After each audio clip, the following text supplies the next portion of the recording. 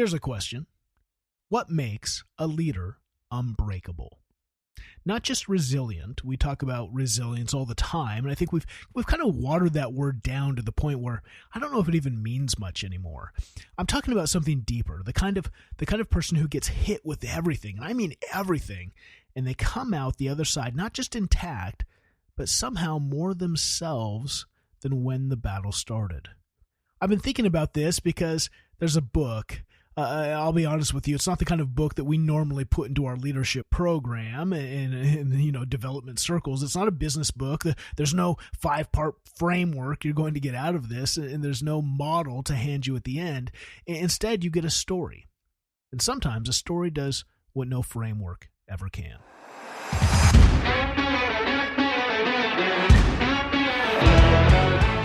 Welcome to the HaltingWinter Podcast. I'm Seth Winterhalter. Today, we continue inside the MLDC. That's the Municipal Leadership Development Circle. It's a network of local government leaders that I've put together to invite you guys in to have community. And not only to have community and relationships, but to have a daily drip of something that will grow you, shape you, help you think about your leadership, help you think about the culture that you are creating so that you can do the very work that's called upon you to make our cities and counties better.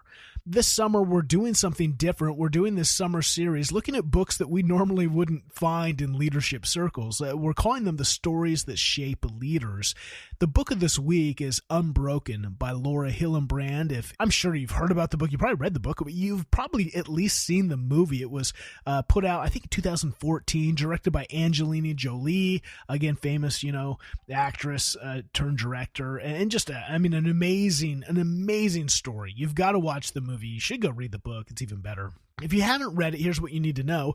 Louis Zamperini is a man who grew up in Torrance, California in the 1920s. He was a scrappy Italian immigrant kid who stole food, picked fights. He was headed nowhere good, kind of that classic story. His older brother Pete eventually channeled all of that rebellious energy into running. That's right, Louis became an extraordinary runner. He qualified for the 1936 Berlin Olympics as a teenager and ran a final lap that caught the personal attention of Adolf Hitler. And guess what? Then the war came.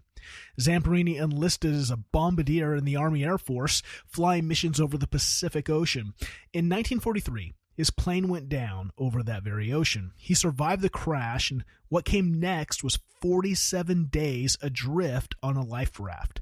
No food, no fresh water, sharks circling, Japanese aircraft flying overhead above, and by every reasonable measure, he should not have survived that encounter. And yet, he survived. But it wasn't over.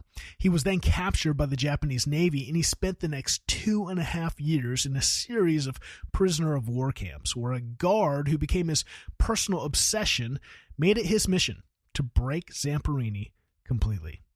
But guess what? He did not break. That's the story, and Hillenbrand tells it with a kind of writing that makes you forget you're even reading. It reads like a thriller, except every word is this true story. It's powerful. And now, why does this belong in a leadership development series for city and county managers and administrators and department heads of local government?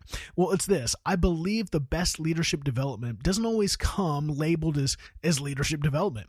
Sometimes it comes from watching a human get pressed into the absolute limit and seeing what actually holds. What holds in Zamperini's story and what Hillenbrand surfaces over and over as she's writing this book are the things that I think translate directly into the work you do every day. The way resilience gets built in the ordinary seasons long before the crisis arrives. The way two people can face identical circumstances and arrive at completely different outcomes because of how they perceive what's happening, not even what's actually happening.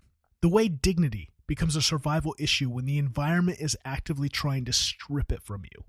The psychological trap of bitterness and how it keeps you dependent on the very people who hurt you. Finally, what it actually looks like to put something down and to be free of it. I think this is going to be a powerful week inside the MLDC. I would love to invite you to be with us. You can go to haltingwinter.com/MLDC, halting, HALTING, haltingwinter.com/MLDC to learn more. Connect with me. I'd love to chat with you and invite you in. I'm Seth Winterhalter. This is the HaltingWinter Podcast. Until next time, keep leading with impact.